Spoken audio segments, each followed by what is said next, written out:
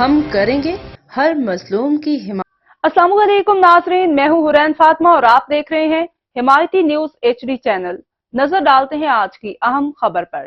Rescue کاموں کی 1112 کے RSO شاہد عمران گوندل اور ریسکیو کوئک ریسپانس ٹیم کے کوآرڈینیٹر رانا خالق محمود نے کہا ہے کہ درختوں سے محبت کرنا اور ان کا خیال رکھنا معاشرتی اقدار کا حصہ ہے۔ شجرکاری کی اہمیت زمانہ قدیم سے ہے۔ ہمیں شجرکاری مہم میں زیادہ سے زیادہ اپنا حصہ ڈالنا چاہیے۔ درخت لگانے سے آلودگی میں بھی کمی آتی ہے اور آنے والی نسلوں کی زندگی بھی محفوظ ہوتی ہے۔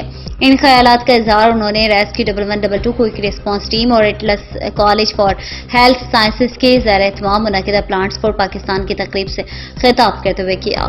اس موقع پر ریسکیو خواتین کی ٹیم، نجی کالج کے اساتذہ اور طلبہ و طالبات نے شرکت کی۔ اس موقع پر مہمانان خصوصی اور تقریب کے شرکاء نے پودے لگائے اور ملک و قوم کی سلامتی کے لیے خصوصی دعا کی گئی۔ Gujranwala Atlas college for health sciences میں ریسکیو کاموں کی 1112 کے RSO شاہد عمران گوندل اور ریسکیو کوئک ریسپانس ٹیم کے کوآرڈینیٹر رانا خالق محمود، سیف الرحمان اور دیگر پودے لگا رہے ہیں۔